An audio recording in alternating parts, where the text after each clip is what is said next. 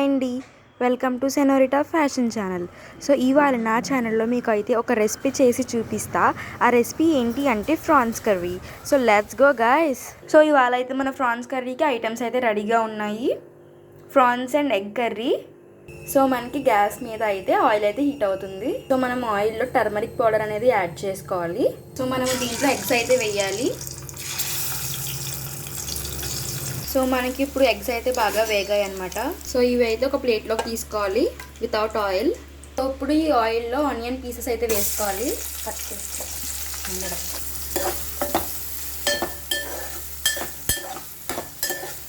So మనం ఇప్పుడైతే France కర్రీలోకి మసాలా ప్రిపేర్ చేసుకుందాం. 2 స్పూన్స్ ఆఫ్ ధనియాలు, 1/2 స్పూన్ జీలకర్ర, ఒక 4 లవంగాలు అయితే తీసుకుంటున్నాను, చిన్న దాసం చెక్క, ఒక 5 వెల్లుల్లి రేఖలు.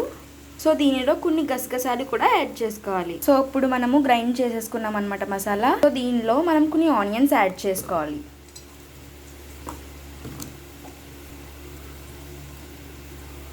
సో దీన్ని ఇప్పుడు పేస్ట్గా చేసుకోవాలి. సో ఇప్పుడు ఇలా పేస్ట్ మీడియంలో చేసుకోవాలి. సో ఈ బౌల్లో అయితే మనకి ఆనియన్స్ అయితే బాగా ఫ్రై అవుతున్నాయి.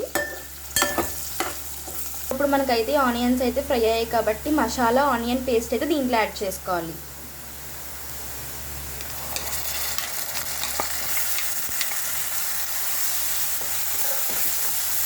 సో దీన్ని మిక్స్ చేసుకోవాలి.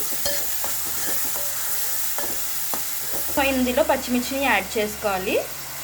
సో ఇప్పుడు దీన్ని ఒక 15 మినిట్స్ ఇలా వేగించుకోవాలి. సో ఇప్పుడు అదైతే మనకి బాగా వేగింది. సో దీంట్లో ఇప్పుడు ప్రాన్స్ యాడ్ చేసుకోవాలి. సో మనం అయితే ప్రాన్స్ అయితే యాడ్ చేసేసుకున్నాము. సో ఇప్పుడు దీన్ని ఇలా మిక్స్ చేయాలి. సో ఇప్పుడు దీన్ని ఒక 15 మినిట్స్ ఇలా వేగనిచ్చుకోవాలి. సో ఇప్పుడు మనకి ప్రాన్స్ అయితే ఆరెంజ్ కలర్లో అయ్యాయి. 15 మినిట్స్ అయితే మనం మూత పెట్టుకోవాలి. మనమైతే గ్యాస్ సిమ్లో పెట్టుకొని మూత పెట్టుకోవాలి. సో 15 మినిట్స్ అయింది. ఇప్పుడు అయితే మనము దీంట్లో కారం యాడ్ చేసుకోవాలి. సరిపడినంత కారం, కొంచెం పసుపు, కొంచెం ఉప్పు. ఇప్పుడు అయితే మిక్స్ చేసుకోవాలి.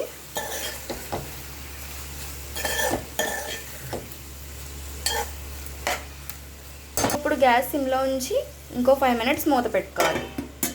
సో ఇప్పుడు దీనిలో వాటర్ అయితే యాడ్ చేసుకోవాలి. మనం రోస్ట్ చేసుకున్న ఎగ్స్ అయితే ఇప్పుడు యాడ్ చేసుకోవాలి. సో మనం అయితే ఎగ్స్ అయితే యాడ్ చేసుకున్నాం. సో ఇప్పుడు గ్యాస్ అయితే హైలో పెట్టి మళ్ళీ మనం మూత పెట్టుకోవాలి.